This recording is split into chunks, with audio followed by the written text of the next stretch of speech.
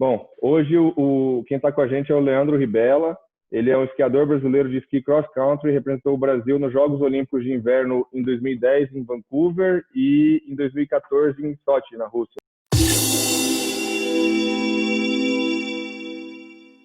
Como vocês podem ver aí no fundo da imagem, estão os uniformes dele aí no quadro. Leandro, bem-vindo e obrigado por estar participando com a gente nesse primeiro projeto, nessa primeira gravação aí da All Mais.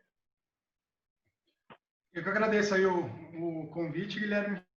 Espero poder contar um pouquinho aí da minha história, do esqui na rua e inspirar pessoas aí com a ideia. Legal, obrigado. Bom, para começar, acho que a gente já se conhece faz algum tempinho. Quem nos apresentou foi o Cláudio, que ajudou você a transformar o esqui na rua em associação, a um projeto mais formal, né? Mas, de qualquer forma, acho que é válido se você conseguir contar um pouquinho para a gente das suas origens, né? Família, primos, onde você cresceu, para a gente tentar entender um pouquinho de onde surgiu essa ideia aí do esqui na rua, voltando bem atrás, entendendo você primeiro, quem é você? Bom, eu nasci em São Paulo, né, na capital, numa família de classe média. Minha mãe foi pesquisadora da USP, na área de medicina nuclear, por muito tempo. Meu pai é advogado e tive presente também na minha infância. A minha avó materna também foi bastante presente. É uma família pequena, né? Eu tenho só uma tia por parte de mãe, 3 primos. Na parte de pai só tinha um tio que faleceu quando eu ainda era criança. E da minha infância eu tenho memórias muito presentes das atividades, as diversas atividades esportivas que eu praticava no Clube Pinheiros, né? Que eu sou sócio desde a minha infância, então isso a gente vai ver ao longo da conversa, teve bastante ligação com a minha vida esportiva e com minhas ideias futuras. E também tenho bastante imagens presentes de um sítio. Meu pai nasceu no interior de São Paulo, né? Numa cidadezinha pequenininha chamada Piracaia. E a gente tinha um sítio lá e a gente ia bastante quando eu era criança. Então eu tenho também bastante imagens bem presentes desse tempo que a gente frequentava, principalmente depois do esporte que eu fui escolher praticar mais tarde, apesar de não ter neve no país, né? Esse contato com a natureza, com o campo, também com certeza teve uma influência na minha vida. Legal. Então você considera que você teve uma infância bem bacana, bem tradicional de uma família de classe média aí no Brasil? Exato. Legal. E sobre a sua formação, passando um pouquinho na sequência da sua vida, e passando de colégio, indo para a universidade, como é que foi sua formação? Então, eu estudei numa escola no Itaim Bibi, em São Paulo, né, chamada Gracinha, que é a Escola Nossa Senhora das Graças, mais conhecida como Gracinha. Depois eu estudei economia na PUC, São Paulo. E aos 19 anos eu já me tornei instrutor de esqui nos Estados Unidos, né, certificado pela PSIA, que é o Professional Ski Instructor of America. E esse processo eu fui fazendo ao longo do tempo, enquanto eu ainda estudava em São Paulo, então eu viajava para os Estados Unidos só no período, né, de férias. Mas aquilo foi se tornando cada vez mais presente na minha vida, de forma que eu acabei seguindo isso como carreira, né? Trabalhei nos Estados Unidos durante 5 temporadas de inverno como instrutor de esqui, depois virei gerente de uma escola infantil na Califórnia. E mais para frente a gente vai contar ao longo do tempo também, mas né, o esporte, né, e o desejo de competir foi ficando cada vez mais presente, de forma que eu acabei seguindo essa carreira esportiva. Me tornei atleta olímpico em 2010 e 2014. Depois fui treinador da equipe brasileira também. Hoje eu coordeno o programa olímpico e paralímpico, né, na Confederação Brasileira de Esportes na Neve. Tenho licença de árbitro internacional de biatlon, que é uma modalidade que combina o esqui cross country com tiro. Eu sou delegado técnico da FIS, que é a Federação Internacional de Esqui. Então, para participar de provas, né, internacionais, homologando aquelas provas. Então, hoje também faço essa função dentro da Federação Internacional de Esqui. Servi 8 anos no Comitê de Desenvolvimento da IBU, né, como membro.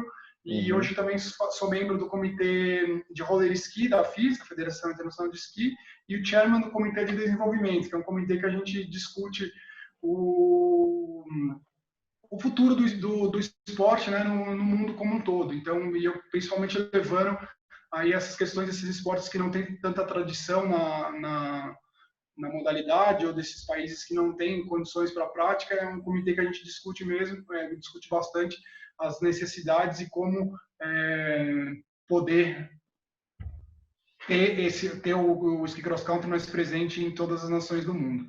Legal, legal. Vejo que você é bastante ativo aí nos comitês, nas federações, participa de bastante coisa aí. Eu queria só voltar um pouquinho no tempo, que eu acho que é interessante, até fazendo um paralelo com a minha história. Eu também morei nos Estados Unidos, eu fui intercambista pelo Rotary e tive a sorte de morar no Colorado, em Summit County, onde tem 6 ou 7 estações de esqui ali, Breckenridge, Keystone, Copper Mountain, fica do lado de Vail, né? Todas elas fazem parte do complexo de Vail. Então, eu tenho bastante curiosidade, por isso voltando um pouquinho, tenho bastante curiosidade para saber o que aconteceu ali para você ir para os Estados Unidos, como é que foi? Foi um processo de intercâmbio também? Foi durante o colégio? Já foi na época de faculdade? Porque eu faço esse paralelo, como eu te falei, eu terminei o colégio lá, né? Eu me graduei, fui um senior na high school dos Estados Unidos e queria entender um pouquinho, ter um pouquinho de curiosidade disso aí, porque realmente é um esporte que não tem popularidade nenhuma no Brasil, simplesmente pelo fato da gente não ter neve, né? Mas eu lembro quando eu fui praticar a primeira vez, eu faço snowboarding, eu me apaixonei. É uma das coisas mais legais que eu pratiquei na vida já. Acho que você tocou num ponto aí fundamental agora, essa paixão aí pela modalidade. Acho que tudo começou aí, né? Eu fiz uma primeira viagem de família para Bariloche aos 12 anos e eu realmente fiquei encantado com a neve. Assim, foi a primeira vez que a família inteira estava vendo neve, mas ninguém curtiu. Tipo, meus pais, a minha irmã, todos odiaram. Odiaram não, né? Mas assim, não se identificaram com aquela experiência na neve, pelo frio, pela quantidade de roupa que você coloca. E eu fiquei simplesmente fascinado com o ambiente, com a neve, com as montanhas.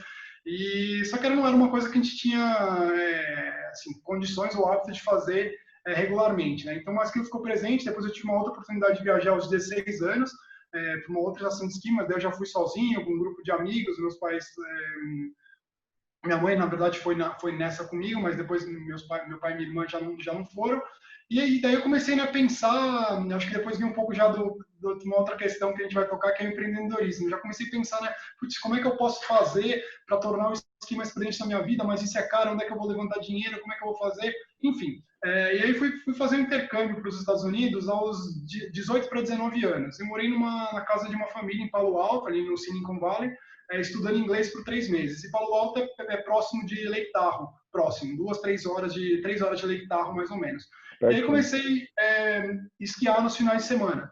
Lá e vi a quantidade de estrangeiros que trabalhavam em estações de esqui, né, durante o inverno. E aí aquilo me gerou curiosidade e comecei a pesquisar, a ter contato com algumas pessoas, né, como é que vocês fazem? E descobri que existia um programa de intercâmbio chamado, né, Work Experience USA, que era um programa para universitários trabalharem em estações de esqui nos Estados Unidos durante o inverno. Eu falei, pô, tá aí, né, uma oportunidade de começar aí, tá numa estação de esqui, né, e poder esquiar o quanto eu quiser, a um custo muito mais baixo,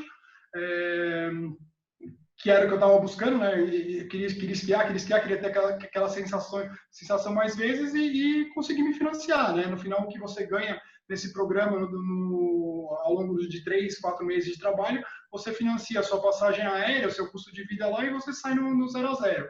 Então, parecia uma ótima oportunidade para mim de desenvolvimento na época, né, inclusive para melhorar a língua e etc.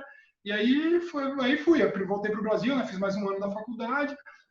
No inverno seguinte, apliquei para o programa e comecei a arrumar um emprego, né, numa estação de esqui na Virgínia, e que até nem tem muita neve, era uma estação super pequena, que eles fabricavam neve artificial, mas grande perto de um grande centro, que era o Charlottesville. Uhum. E ali fui trabalhar consegui por sorte um emprego numa escolinha de esqui, já, e só que como child care. Então eu cuidava de criança, basicamente. Só que ali o pessoal percebeu o interesse que eu tinha pela modalidade, a facilidade que eu tinha de comunicação com as pessoas, com as crianças, com os instrutores, e aí me convidaram para me qualificar como instrutor também do resort. Então, comecei a receber todos os cursos que a estação dava para os instrutores, e no final daquela primeira temporada minha de inverno, eu tirei o PSIA, que é o Professional Ski Instructor of America, que é uma certificação que você pode dar aula nos Estados Unidos como instrutor de esqui. E aí, com aquilo, me abriu uma outra oportunidade, que era tirar o visto de trabalho, porque quando você vai pelo universitário, você tira o J1, que é um visto meio que de estudante de trabalho, e o H2B, que eu comecei a tirar, era um visto mais, assim, que o resort te patrocina. Então, são pessoas já qualificadas, que eles querem que façam parte do quadro deles de trabalho, e que eles te patrocinam o seu visto em função disso. E aí, fiquei nessa, né, durante 5 temporadas de inverno, inclusive uma das temporadas eu trabalhei em Keystone, aí que era no Colorado, uma das Onde eu estações morei. que você aí é fantástico, é uma das melhores estações de esqui que eu já visitei.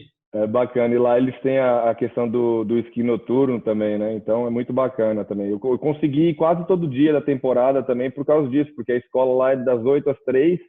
Então, quando eu me mudei para lá, era na primavera, não, no outono. Então, no outono a gente ainda praticava o futebol. O brasileiro, eles queriam que eu jogasse bola, né? E aí, quando acabou o futebol e começou a temporada, me apresentaram para o snowboarding.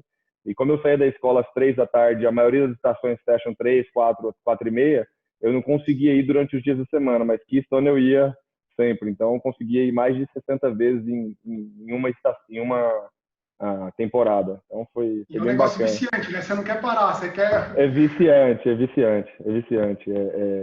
Essa última temporada agora que passou, a gente estava lá nos Estados Unidos e meu filho tem 4 anos e minha mulher não tem experiência com esqui, então eu fiz questão de levar eles para uma aulinha de esqui e eu percebi a mesma coisa que vocês, sabe? Eles gostaram, mas ficaram assim, não tiveram a paixão que eu tive pelo esporte. Então, é bacana. E você citou essa questão do intercâmbio, da experiência de trabalho também, que você acaba financiando e acabou financiando a passagem aérea e a estadia, fica no 0 a 0, mas é um 0 a 0 muito positivo, né? Porque a experiência que você carrega nas costas, isso aí permanece com você a vida inteira, né? É impressionante, né? Exato, é o que eu sempre falo quando eu falo de toda a minha jornada, né? No esporte, o ganho não está em quanto você está fazendo, aonde você está chegando, mas durante toda a trajetória, o que você acumula de experiências que é útil para o resto da sua vida e que você pode aplicar em situações mais diversas possíveis. Isso é algo que você só você tem e ninguém vai tirar de você, e você só tem porque você passou por todo o processo, independente do resultado final.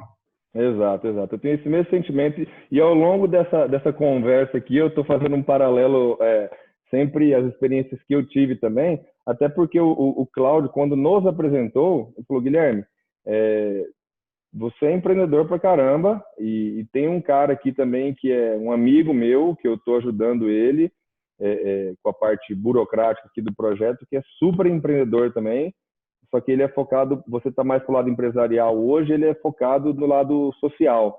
Eu gostaria muito que vocês se conhecessem. E a gente está falando de 2014 para 2015, e a partir dali que a gente começou a se conhecer, eu comecei a ajudar pessoalmente, assim, ser um colaborador do Esqui na Rua também.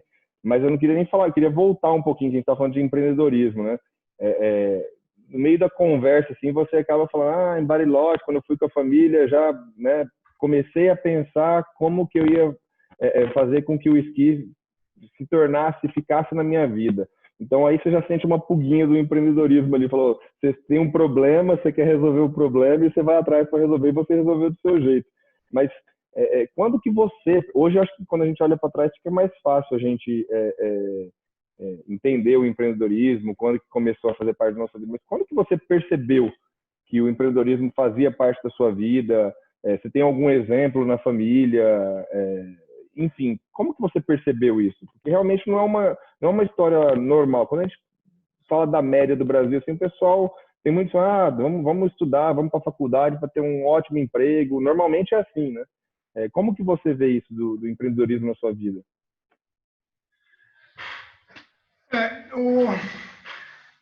Empreender, né, na verdade, nada mais é do que tipo, realizar tarefas difíceis, trabalhosas, né, de tentar fazer as coisas de forma diferente, né? Então, o empreendedor é aquele indivíduo que toma iniciativa, que é criativo, que é inovador, arrojado muitas vezes, e que estabelece estratégias para para mudar o seu futuro, né? Que define o seu futuro.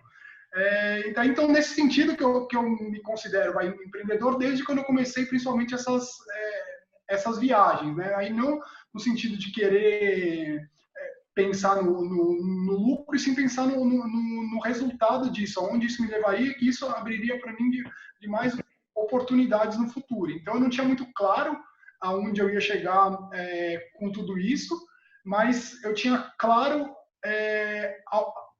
ao que eu precisava estar exposto e preparado para abraçar as oportunidades que fossem surgindo no caminho, para eu poder fazer algo maior no futuro.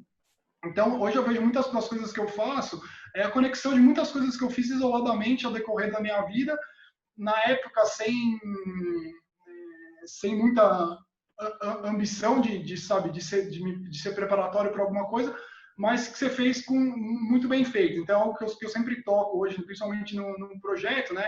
A gente tem um dos valores olímpicos é a excelência.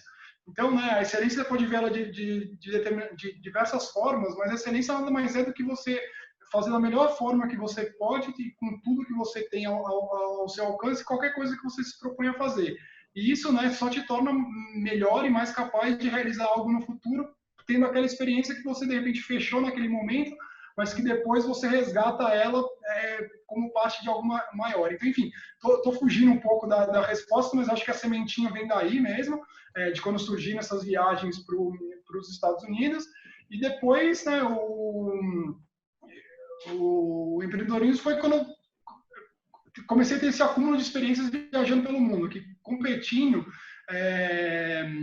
e nessa jornada que eu tive para os Jogos Olímpicos, eu viajei para 33 países do mundo. Então você vê tanta coisa diferente, ideias inovadoras, coisas que a gente não está, que você começa a pensar, isso é viável, isso não é viável, como é que eu faço isso, como é que eu implementaria isso, de que forma isso afetaria a vida, né, das pessoas próximas de mim, do meu país, da comunidade onde eu vivo, do meu país em si, enfim. Acho que você começa...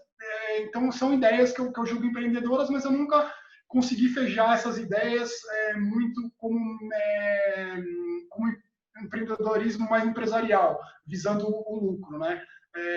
Eu tenho uma pequena empresa hoje, né, que chama Ski Experience, na qual eu presto serviços, né, pelo conhecimento que eu tenho na modalidade, para a Confederação Brasileira de Esportes à Neve, para o Comitê Paralímpico, para as unidades do SESC em São Paulo, fazendo atividades, enfim. Então eu também fui um pouco empreendedor nessa parte, mas eu acho que o grande sucesso do Esqui na Rua, né, vem também desse empreendedorismo ser social, porque quando eu via, sempre eu pensava no empreendedorismo de uma forma de ter algo que fosse melhorar ou a qualidade de vida das pessoas, é algo que você não está pensando na parte financeira, no que aquilo vai ter de retorno financeiro. Logicamente, você precisa pensar em estruturar algo que seja sustentável, né? Mas não necessariamente que você tenha lucro para você, e sim algo para todos. E aí que é o empreendedorismo social do Esqui na Rua, que foi uma ideia, né, que eu vi uma necessidade, né, a gente vai entrar já um pouco na história do Esqui na Rua, mas eu vi um problema, que era o espaço que eu frequentava na USP de treinamento. A gente via crianças, adolescentes ali frequentando o espaço, mas não usando o espaço de uma forma democrática, como as outras pessoas que estão ali na USP no final de semana, que estão ali correndo, que estão... Muita gente treinando sempre lá, né? A USP recebe uma quantidade de pessoas para a prática esportiva nos finais de semana enorme, né? E as crianças ali não estão utilizando o espaço de uma forma democrática, com atividades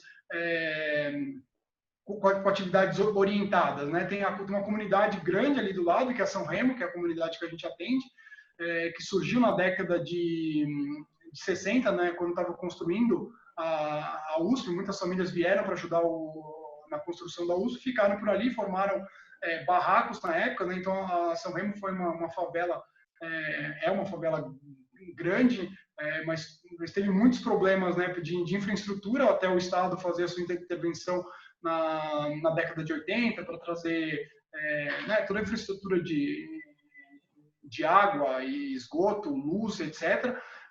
Mas pelo seu crescimento e pelo seu histórico, ele enfrenta milhões de problemas sociais. Então, enfim, a gente tinha um problema aí, né, que era como poder oferecer uma atividade interessante para essas crianças e adolescentes que já frequentavam o espaço, que chamasse a atenção deles Uhum. e, e de como tornar isso sustentável. Então, era isso. Você viu o problema, você viu uma oportunidade que era com que eu conhecia, né? O esqui tinha um pouco de material e aí começou sugerir. Só que eu não vou me alongar porque a gente vai entrar nessa questão também mais para frente, mas Vamos, tentando vamos. fechar a questão só do empreendedorismo, acho que começou então aí na minha idade jovem adulto, quando eu comecei as viagens, e depois se tornou real, né? Acho que já na minha fase, quando eu pensava em fazer a transição de carreira, já de deixar o esporte de rendimento para realmente trabalhar com isso, ou usar toda aquela experiência, não ou, né, mas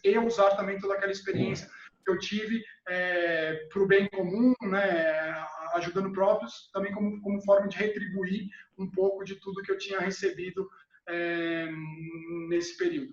Lógico, lógico. Não, a gente fez uma. A gente viajou um pouquinho na linha do tempo aqui, entendendo como que funciona o empreendedorismo, como começou, como essa mosquinha do empreendedorismo te picou, até mais ou menos o que te incentivou a criar o projeto. Isso é super interessante e acaba me dando algumas opções aqui, de novo, de fazer alguns paralelos e usar outros exemplos aí que aconteceram, não só na minha vida, como outras pessoas que a gente admira também. É, é, então, não fico preocupado com isso, não.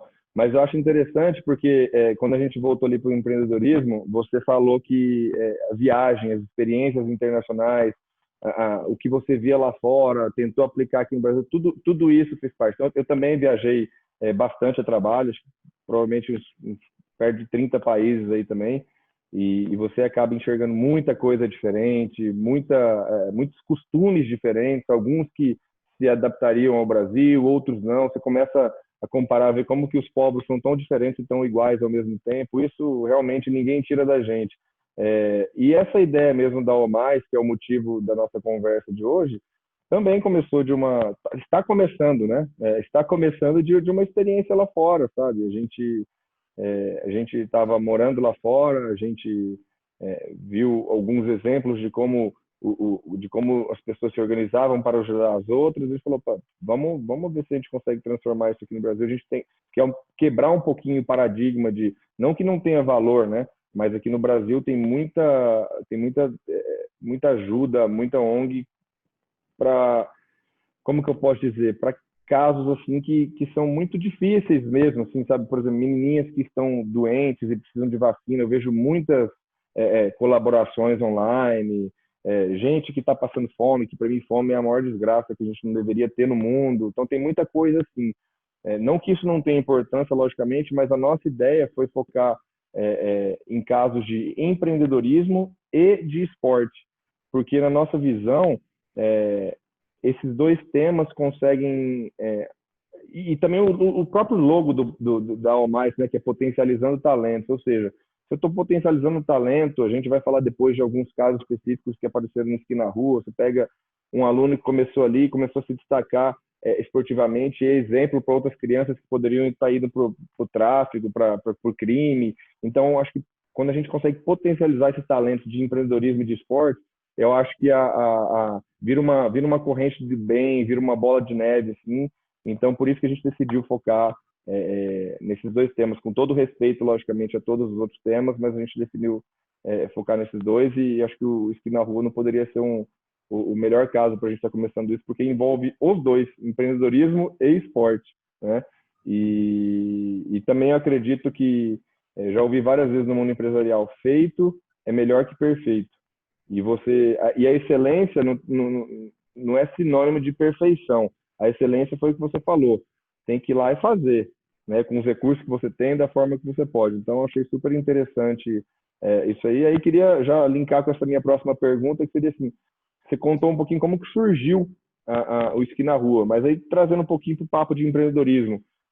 Da ideia para o projeto, como que funcionou essa relação? Assim, você teve a ideia, foi lá e fez, ou teve um projeto, ficou planejando demais? Como é que você decidiu tirar essa ideia, essa necessidade que você via de democratizar o espaço da USP? Como é que você decidiu tirar ela do papel? Como que foi esse processo?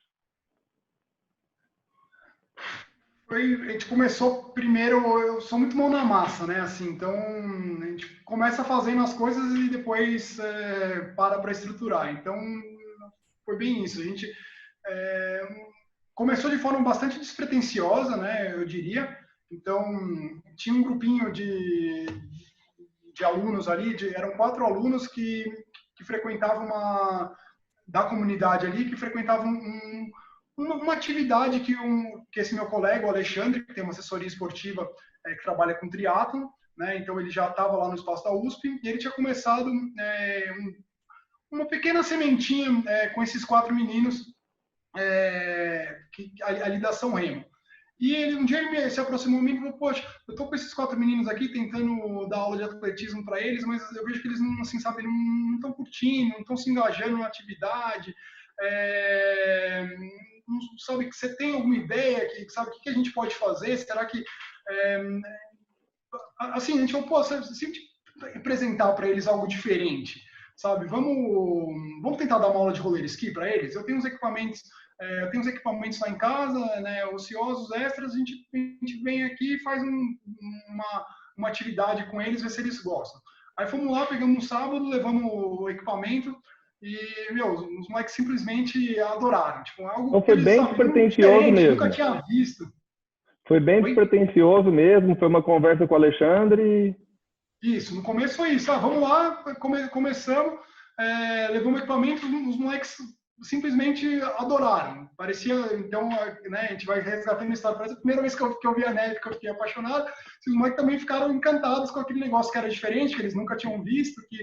E a gente falou, tá, vamos fazer disso algo recorrente? Vamos. Então, todo sábado, né, eu ia treinar na USP, eu era atleta na época ainda, quando eu comecei no projeto. Então, eu levava já o equipamento dentro do carro, fazia meu treino e depois a gente atendia os moleques. E aí a gente viu que em pouquíssimo espaço de tempo, eles começaram a mudar muito a atitude deles, principalmente em relação à autoestima, né? Porque antes eles estavam ali, eles iam fazer atividade também no atletismo, mas antes eles iam ou olhar um carro, ou entregar água para alguma assessoria esportiva. E então eles não tinham uma relação muito saudável com o ambiente. Assim, eles estavam ali, ok, eles estavam no meio, mas eles estavam mais prestando um serviço para o pessoal que estava lá do que realmente interagindo com eles. E a partir do momento que eles começaram a fazer a prática lá do roller ski, a autoestima deles melhorou muito, assim, então eles estavam orgulhosos do que eles estavam fazendo, eles estavam se sentindo parte do ambiente por eles estarem praticando uma atividade como todas as outras pessoas que estavam ali, e muitos dos papéis começaram a se inverter, né? Porque digamos que o roller ski não é uma modalidade muito conhecida no Brasil. Então, o que chama atenção, alguém andando com um mini ski ou um patins gigante, como você quiser chamar, e um par de bastão no meio da USP, as pessoas começavam a se aproximar deles. O que é isso? Como é que isso tu chama? Mas você já esquiou? Então, assim, começou a inverter os papéis. Então, eles passaram a ser um ator dentro daquela realidade deles. Isso eu achei muito legal, assim, me chamou muita atenção na época, e foi aí que despertou, né, a real necessidade de fazer algo maior. A gente falou, poxa, Ale, acho que a gente teve uma ideia brilhante nesse início, mas não é suficiente, né? Como é que a gente pode tornar isso um projeto social? E aí eu tinha trabalhado já num projeto social lá na USP mesmo, que é dentro do CPUSP, que chama hoje PROD, que é o Programa de Desenvolvimento Humano pelo Esporte. Então, eu tinha um pouco da experiência, né, diferenciada, os caras fazem um trabalho fantástico lá no PROD. E o Ale também tinha trabalhado num projeto na USP, que na época chamava Projeto Xerox, que era patrocinado pela Xerox. Então ele também tinha alguma experiência, daí a gente usou um pouco da experiência que a gente tinha mesmo e começou a tentar unir atividades que pudessem agregar para aquilo ser um projeto. Então, a gente buscou voluntários para dar aula de inglês e espanhol para eles. Na época, procurou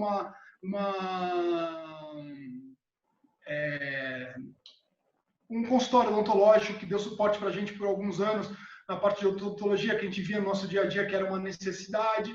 E a gente precisava também de dinheiro, né? Começou a ter necessidade de lanche, de comprar lanche para as crianças, daí a gente foi buscar alguns doadores, e, enfim, assim começou a ideia realmente muito pequena e fomos agregando pessoas, né? Fomos agregando serviços e pessoas, e aquilo começou a crescer. Então, assim, no começo eram 4, no segundo ano já eram 15, depois 25, 40, hoje a gente tem 100, a gente chegou a 110 alunos que frequentaram o projeto, fechamos com 100 alunos, na verdade, regulares, mas 110 alunos passaram pelo Esqui na Rua o ano passado.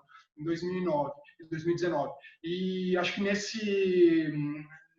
ao decorrer desses anos, né, de 2012, a gente já atendeu mais de 500, 600 alunos, com certeza, que passaram pelo projeto de alguma forma. E aí, Bacana. o Então começou dessa forma, né, e a gente também era uma arrecadação super pequena, então a gente começou algo mais caseiro mesmo, e a gente colocou algumas metas. Ó, quando a gente chegar nesse ponto, a gente precisa se tornar algo mais oficial.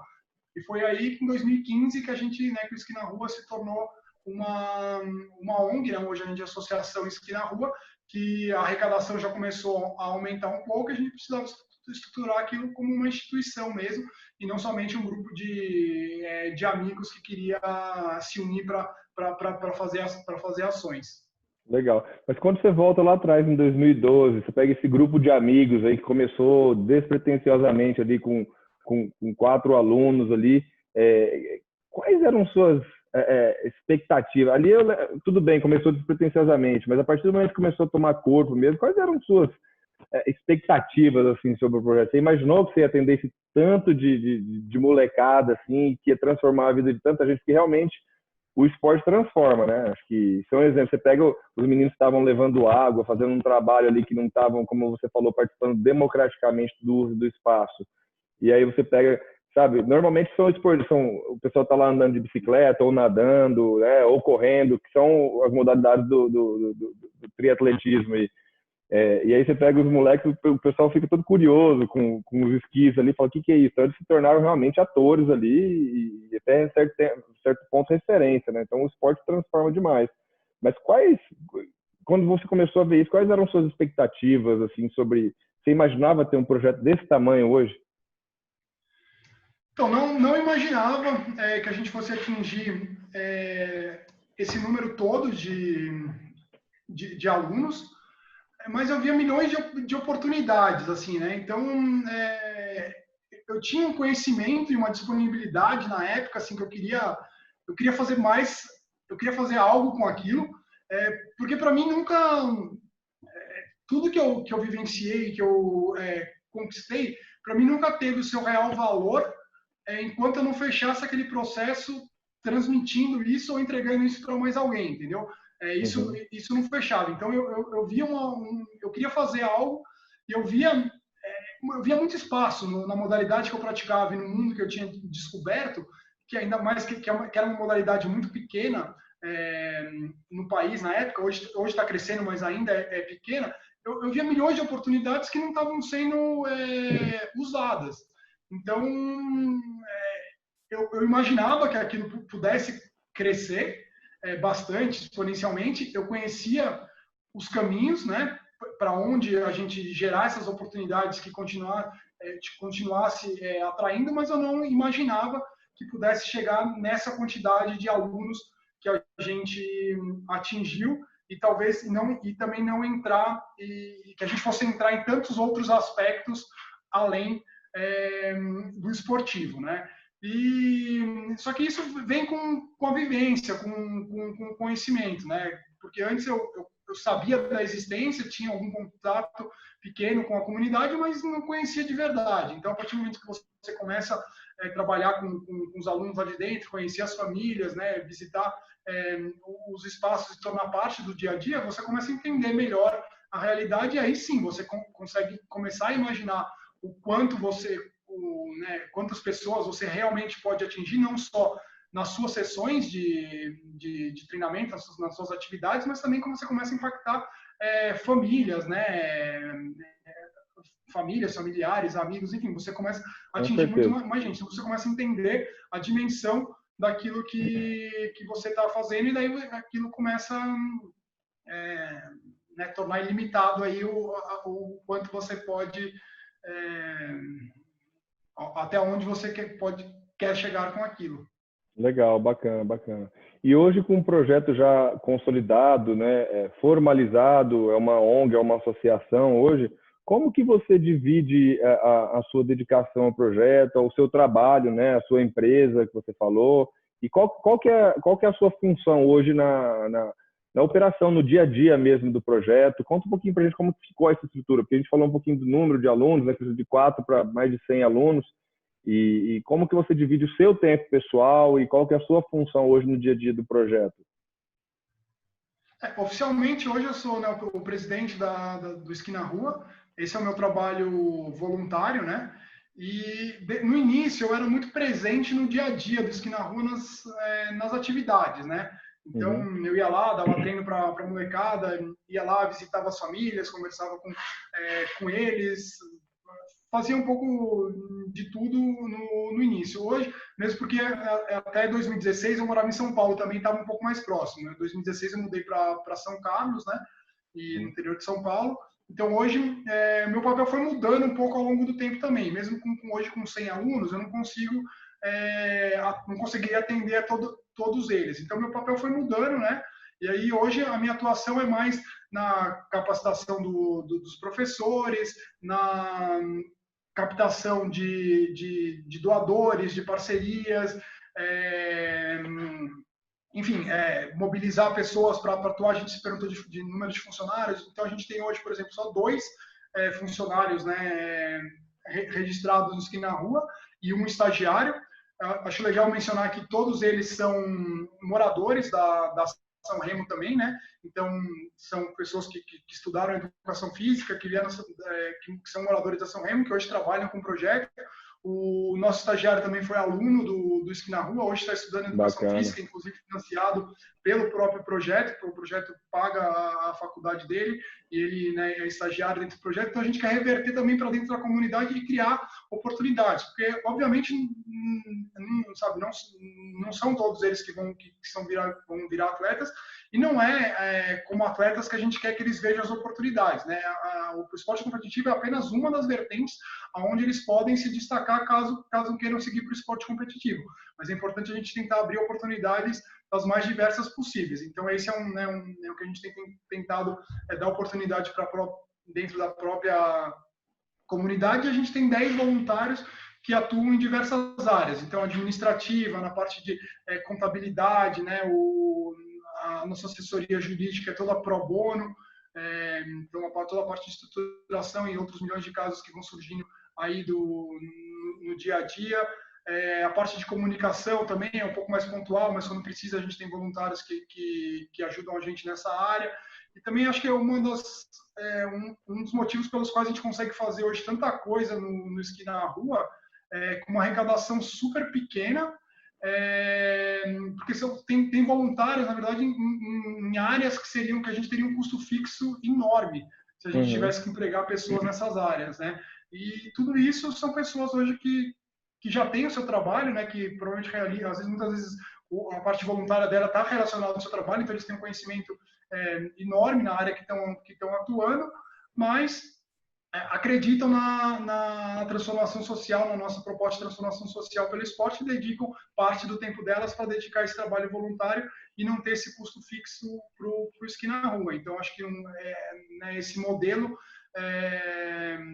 permite que a gente realize tanta coisa hoje com uma estrutura tão pequena e com uma arrecadação Uhum. tão pequena comparado com outras ONGs grandes hoje que existem no país. Eu queria entender se você consegue dividir com a gente alguns números do projeto, né? Número de doadores, qual que é o ticket médio das doações, existem doações esporádicas, outras instituições parceiras, se a Confederação Brasileira ajuda, não ajuda. E aí, depois de falar desses números um pouquinho, eu queria entender como é que você lida com a incerteza, né? Principalmente essa parte de arrecadação de recursos, né?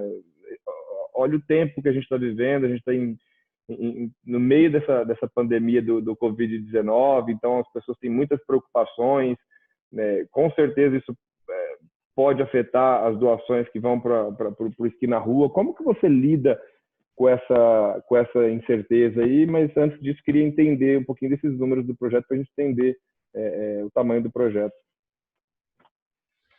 Tá, em relação aos doadores, né, a gente tem uma cota sugerida mensal que é de R$150, que esse é um valor simbólico, né, que é o custo de cada aluno para o projeto por mês.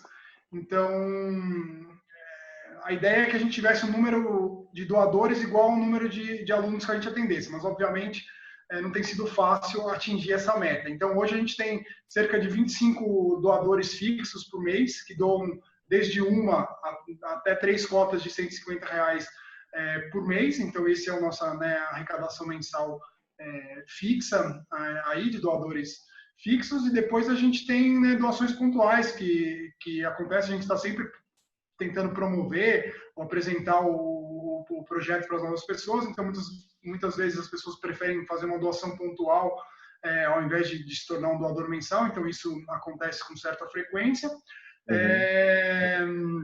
E, além disso, a gente faz outras ações para poder fechar o ano do projeto, né? Então, a gente faz um jantar beneficente todos os anos, geralmente é no mês de novembro, que é uma ação de arrecadação importante para o projeto, que a gente chega a arrecadar 20% da nossa arrecadação anual no jantar, e dependendo da época, alguma campanha de financiamento coletivo, ou enfim, se tem alguma ação específica que a gente quer alavancar recursos, a gente acaba usando isso também como uma ferramenta para alavancar mais recursos. Em relação a parceiros, né, a gente, desde 2018, a gente tem um projeto de fomento com a CBDN. Então, a gente, mais ou menos de 15% da nossa arrecadação vem desse projeto de fomento. E aí, mas é um projeto mais específico para o esporte competitivo, né? Então, a gente vê aí onde a gente tem objetivos comuns com a CBDN, que é a Confederação Brasileira de Desportos na Neve, e aí aplica para um projeto mais específico para o esporte competitivo, que é uma vertente também que a gente desenvolve dentro do próprio esqui na rua para aqueles atletas que começaram a praticar a modalidade e almejam algo mais. E daí a gente tem diversos parceiros, né? Então, por exemplo, a SRB, que é uma empresa alemã que fabricante do equipamento do roller ski, eles doaram para a gente nos últimos anos 20 equipamentos por ano. Então, é um equipamento caro, né, que custa mais ou menos 500 euros, um kit completo, cerca de 500 euros, então a gente está falando aí em 2.500, até mais hoje com o câmbio, quase R$ 3.000 por equipamento. E, então, isso permite também que a gente vá atendendo, renovando nossos equipamentos e garantindo que a gente vai conseguir fornecer a atividade. A própria Grid, né, que você já citou, a advocacia, que faz toda a nossa assessoria jurídica e atua pro bono. O restaurante Padebec, que sempre é parceiro na realização do jantar, viabilizando, né, o jantar a um custo super baixo para a gente realmente reverter a maior parte da arrecadação para o esqui na rua. Empresas, a gente tem a Mastim, que hoje trabalha com engenharia e instalações de ar-condicionado, refrigeração, ventilação industrial, enfim, nessa área que ajuda também a gente mensalmente, mas basicamente são esses os parceiros que a gente tem no esqui na rua e com isso que a gente sustenta. Um número geral, ano passado a gente arrecadou R$ 136 mil no ano. Então, você vê uma arrecadação super pequena ainda, mas como eu falei, a gente consegue realizar bastante coisa, porque a gente conseguiu formatar algo que o custo fixo ainda é muito baixo, né? Mas a gente precisa, com certeza, ainda alavancar bastante essa arrecadação para poder estruturar cada vez mais o projeto, né? E profissionalizar ele como cada vez mais como uma instituição do terceiro setor que consiga receber esses alunos com a mesma qualidade, com a mesma proposta e, enfim, dar esse segmento aí a longo prazo. Legal, legal. Bom, espero que essa conversa é o início do projeto que a gente está desenvolvendo junto aí com a Almais. Espero que a gente consiga, quero até lançar em primeira mão aqui para você, não sei se a gente vai conseguir ou não, mas a nossa grande meta é realmente contar a história do esqui na rua da maneira que a gente conseguir, por meio de uma forma bem emocional. A gente quer democratizar as doações também que a gente vai tentar arrecadar para o esqui na rua, e a gente quer colocar um prêmio bem bacana para incentivar, de certa forma, as pessoas a doarem também. Então, quero lançar de primeira mão aqui para você. Não sei se a gente vai conseguir, não é garantia de nada, mas a nossa meta conseguir a mesma arrecadação anual que você tem com o projeto, conseguir nessa campanha que a gente vai lançar. Assim, é uma meta bem arrojada, bem grande, mas a gente vai trabalhar duro para isso, porque primeiro porque a gente acredita demais no projeto e segundo porque a gente quer realmente democratizar e fazer com que muitas pessoas aí escutem o nome do Esqui na Rua. E aí acho que no primeiro momento isso seria uma campanha esporádica, mas num segundo momento a gente até conversou um pouquinho sobre isso. A ideia é sim trazer sustentabilidade para o projeto e conseguir aí arrecadar ou atingir o maior número, aumentar o maior número de doadores mensais possível, né? Porque é isso que torna o projeto sustentável. Então essa é a nossa meta, lançando em primeira mão aqui para você. A gente nunca falou sobre isso, mas a meta arrojada, mas a gente vai trabalhar para conseguir. A meta audaciosa mesmo, mas excelente. Acho que a ideia, o conceito é muito, muito interessante, né? E é uma área que a gente investiu pouco no Esqui na Rua, muitas vezes por falta de conhecimento ou muitas vezes por não ser prioridade dentro da quantidade de coisas que a gente está fazendo com tão poucas pessoas e recursos. Então, ter um parceiro, né, que entende da área e pode deixar o Esqui na Rua conhecido, e como você falou, democratizar um pouco mais, né, esse acesso e a doação para colaborar com o projeto é fantástico, né, porque a gente vai se tornar mais conhecido, pessoas podem se identificar com a causa, seja para ajudar ou mesmo, quem sabe, fazer parte no futuro, né, quando a gente fala de perspectivas futuras. Hoje a gente atua numa comunidade, mas por que não? O modelo não pode ser replicado no futuro, né, em outros lugares. Então, isso é uma sementinha também para muitas outras oportunidades que podem surgir, que hoje a gente não vê claramente aonde, né, tudo isso pode chegar, mas eu acho que é uma ação bem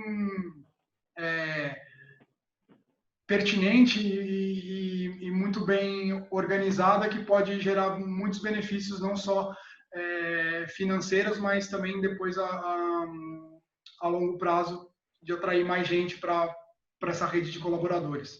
Então, agradeço muitíssimo a aproximação e eu, mais do que ninguém, desejo sucesso aí. Lógico, lógico. Você falou de longo prazo, Leandro. A gente está chegando ao final aqui, mas eu queria, na verdade, tem duas perguntas bem importantes que eu queria fazer para você. A gente falou bastante do início do projeto, de como que o projeto se desenvolveu, se estruturou, a quantidade de alunos que ele atende hoje, alguns números. Qual que é a sua expectativa? Como que você vê o Esqui na Rua daqui 5 anos, daqui 10 anos? Eu acho que isso a gente volta um pouquinho ao que a gente estava discutindo agora. Acho que o primeiro passo, antes de querer um crescimento, eu vejo o Esqui na Rua podendo ser replicado em vários outros lugares, então seja em outras comunidades ou até em outros países. Que eu já tive aproximação de alguns outros países, por exemplo, como Colômbia, como Peru, como Chile, que muitas vezes tem uma realidade parecida com a gente nessa parte social, onde o projeto poderia ser replicado. Mas acho que o primeiro passo, a gente precisa primeiro estruturar o projeto. A gente tentou trabalhar nos últimos anos aí numa metodologia um pouco mais estruturada, que isso realmente possa ser replicado no futuro. Mas é importante cada vez mais a gente, né, como eu falei, estruturar primeiro, ter aquilo bem montado para depois vislumbrar esse crescimento para outras comunidades e, quem sabe, para outros países que queiram replicar a mesma ideia. Então, em 5 anos, né, falando no médio prazo aí, acho que essa estruturação é fundamental, que a gente já chegou realmente no limite do que dá para fazer da forma que a gente está fazendo, se não melhorar a nossa estrutura. E em 10 anos eu vejo a gente replicando isso ou tornando maior talvez um espaço próprio que a gente possa atender, porque hoje também a gente está no limite de alunos. Acho que 100 a gente não tem muito mais espaço para crescimento dentro dessa estrutura. A partir do momento que existe mais pessoas que a gente poderia atender dentro da São Remo, existe. Mas daí a gente precisaria de um espaço mais adequado, um espaço talvez próprio. Então, eu vejo por aí.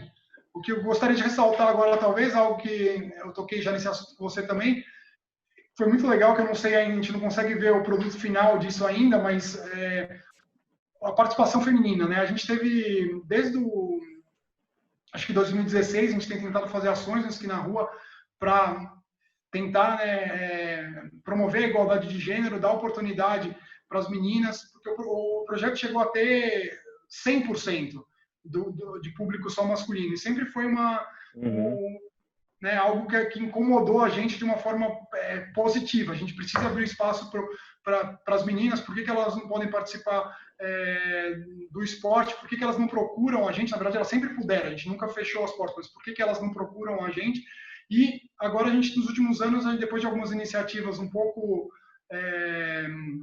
sem muito sucesso, nos primeiros anos, que tinham sucesso no primeiro momento, mas depois não tinham adesão no médio prazo. Agora a gente conseguiu, a gente tem um grupo hoje de 35 meninas no projeto, que já estão praticando a modalidade por mais de um ano. Então a gente vai começar a medir o impacto, né, disso no futuro. Então eu vejo aí uma perspectiva também enorme com esse grupo de meninas, não só no esporte competitivo, mas também na parte social, como pode começar a mudar a relação do projeto e dessas meninas e das famílias dentro da própria comunidade.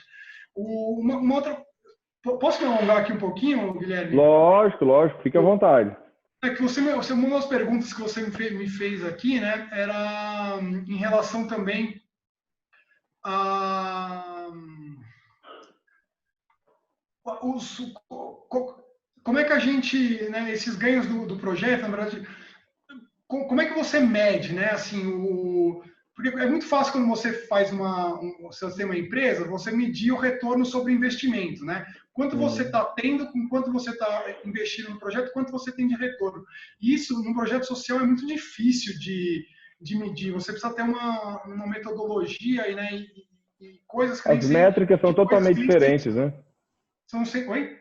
As métricas são totalmente diferentes e totalmente qualitativas, né? Não tão quantitativas. Muitas vezes podem até ser quantitativas, mas é difícil você ter acesso a todas essas informações para quantificar isso, né? Porque quando você oferece uma atividade física, mas vocês só estão oferecendo uma atividade física para eles. Não, é muito mais do que isso, né? Então, quando você, agora lembrei a pergunta, você tinha me feito assim, o que lhe dá mais satisfação ao comandar o esqui na rua? Na verdade, para mim, é ver essa transformação de vida, né, das pessoas através do esporte nas suas mais diversas manifestações. Então, saúde física e mental, por exemplo. A gente teve casos de alunos que chegaram lá obesos e depois emagreceram, sei lá, 20 quilos durante um ano, 2 anos de projeto. Então, qual que é o impacto que aquilo tem na saúde desse aluno, né, na autoestima dele, para o Estado? Porque aquela criança que é obesa, ela vai ter que, né, vai começar a entrar no sistema de saúde, ir no hospital, vai precisar tomar remédio, enfim. A gente teve também um aluno asmático que procurou para começar a praticar o esporte por uma atividade física, passou por milhões de cirurgias antes, hoje outra pessoa. Então, a família é extremamente realizada porque ele se tornou uma pessoa mais sociável, a autoestima dele, que sabe, ele quer sair de casa, nunca mais teve nunca mais teve que usar a bombinha. Então, várias questões que, assim, você sabe, são impactos que, assim, que você... existe um investimento que seria feito nessas pessoas que deixa de ser feito, mas a gente não tem como medir isso de forma, né? Não é tão fácil medir isso. Eu concordo com você, concordo com você. Oportunidades que a gente, né, vai dando, como a gente falou, de viagens, oportunidades para essas crianças, a questão você mesmo tocou de menos criminalidade, né, através do esporte. A gente fez numa época uma parceria com uma outra ONG que atende jovens infratores sobre liberdade assistida, então eles poderiam praticar dentro do esqui na rua uma atividade, a gente tratava com eles alguns valores também, qual que é o custo que o Estado teria, entendeu, para recuperar esses jovens que de repente através de uma atividade esportiva você consegue abordar com uma outra linguagem, enfim. Então, assim, acho legal ressaltar esses impactos, né, que um projeto esportivo muitas vezes tem, que muitas vezes as pessoas não enxergam ou não conseguem medir o quanto aquele pequeno investimento que ela está fazendo tem um retorno enorme, né, para toda a sociedade, e deixa de ser um investimento do Estado também. Eu concordo com você 100%. Eu acho essas ações muito, muito difíceis de serem medidas, mas a minha satisfação como participante, como doador aí do Esquina na Rua é saber se eu souber de um caso que a gente conseguiu melhorar a vida de alguém, eu já estou totalmente satisfeito. Você acabou de citar aqui 4 ou 5 casos, então acho que apesar da dificuldade de mensurar esses resultados, quando a gente tem esses casos assim que a gente consegue, tá nítido, a gente consegue ver, pô, o menino perdeu 20 quilos, a outra parou de usar bombinha, isso é muito nítido, a gente consegue ver, então isso dá uma satisfação imensa, imensa. Então, só da gente saber desses casos, a gente fica super feliz já, e esse é o meu motivador aí de tentar ajudar um pouquinho, colocar um tijolinho aí nessa história toda. Leandro, a última pergunta, a gente falou bastante sobre o social, mas a gente não pode esquecer que, logicamente, como tudo na vida, existem casos e casos, e alguns casos do Esqui na Rua se destacaram desportivamente, né? E tivemos até classificação para os últimos Jogos Olímpicos de Inverno. Então, queria encerrar a entrevista contando um caso legal, um caso bacana, que é o do Victor, né? Que se classificou para os últimos Jogos Olímpicos. Queria que você contasse um pouquinho sobre ele, sobre a história dele no projeto, sobre como tudo começou. O Victor começou com a gente aos 15 anos, né? O irmão dele foi um daqueles primeiros 4 alunos que eu falei que iniciaram no Esqui na Rua, e logo trouxe o Victor no ano seguinte. Então ele teve o primeiro contato com a gente com 15 anos, e acho que aos 16 já teve a primeira oportunidade para viajar perdão, viajar para fora para esquiar na neve, e depois foi se destacando na modalidade. Desde o início foi sempre um menino super com bastante iniciativa, super corajoso nas coisas que ele fazia, super habilidoso na modalidade, e realmente foi conquistando seu espaço aí na modalidade, né?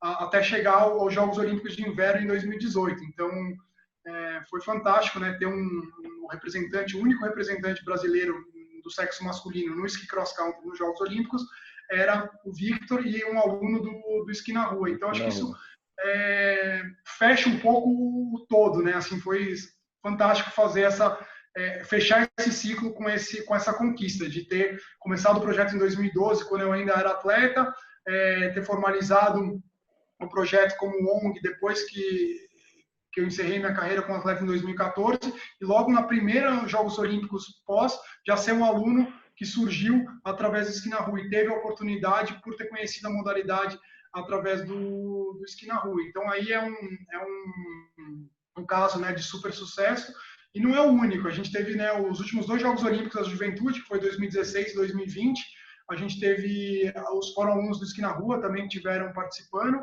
Então em 2016 com o Altair em Lillehammer, na Noruega, e agora recentemente em 2020 em Lausanne, na Suíça, com o Raik, que foram alunos também que ingressaram no projeto super jovens. O Raik, no caso, desde os 11 anos, acho que desde 10 para 11 anos foi quando ele ingressou no projeto.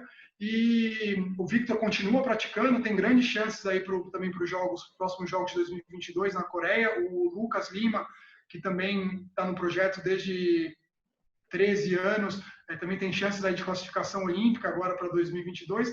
E todos esses casos assim ajudam o esqui na rua a tornar conhecido, né? Como a gente falou, todos esses impactos sociais, nem as pessoas, muita gente não enxerga, mas a partir do momento que você tem esse sucesso no esporte de alto rendimento também, a visibilidade para o projeto muda bastante, né? Ele se torna mais conhecido, e isso é um atrativo enorme para todos os participantes também. Então, quando o aluno procura o esqui na rua, né, muitas vezes ele é atraído por esses casos de sucesso, né, que quando ele viu, pô, mas o moleque viajou, pô, mas o cara foi para os Jogos Olímpicos. Então, assim, essa ideia no momento é o que a gente quer. A gente precisa atrair no primeiro momento para poder depois ter esse canal de comunicação para abordar outros assuntos, né? Se você for chamar assim, não, vem aqui, a gente vai falar sobre valores, né? O que é a igualdade, o que é a solidariedade, o que é o...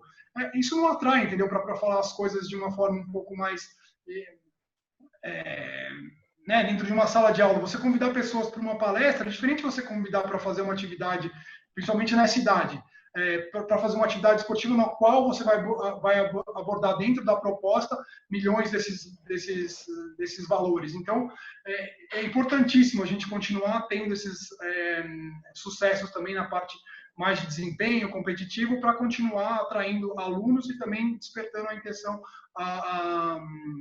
despertando o interesse de pessoas que queiram ajudar o projeto.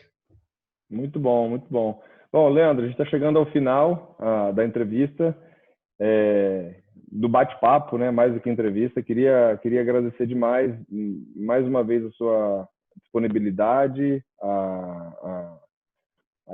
a vontade de querer nos ajudar, de nos deixar ajudar o Esqui na Rua, né? Acho que é um projeto inovador, não é fácil entendo que não é fácil para você tomar uma decisão para um projeto inovador que está começando agora, que tem muitas perguntas aí no ar, mas a gente com certeza está com um objetivo bem grande, que eu acabei de falar para vocês aí, e vamos trabalhar bastante. Está tudo saindo do forno, estamos trabalhando bastante com todo o material que a gente já tem disponível do Esqui na Rua. A ideia era a gente estar fazendo essa conversa presencialmente, num sábado, junto com as crianças lá, vivenciando um pouquinho mais do dia de treino delas, mas infelizmente a gente não conseguiu fazer isso por causa dessa pandemia.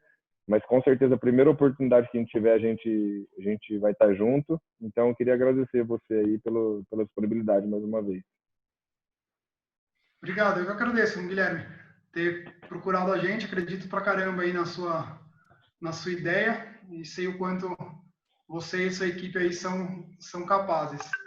Vocês são também grandes empreendedores e tenho certeza que vão encontrar o caminho. Espero que o Esqui na Rua também ajude nesse processo aí, no aprendizado de vocês. Sabemos que somos os pioneiros aí e vemos isso como um reconhecimento. Talvez seja numa etapa ainda que tudo ainda não tenha se acertado, mas estamos felizes em colaborar nesse processo e com certeza sei que também no futuro vão ter outras oportunidades na quais a gente possa se encontrar. Vamos sim. Legal, show de bola. Obrigado mais uma vez aí.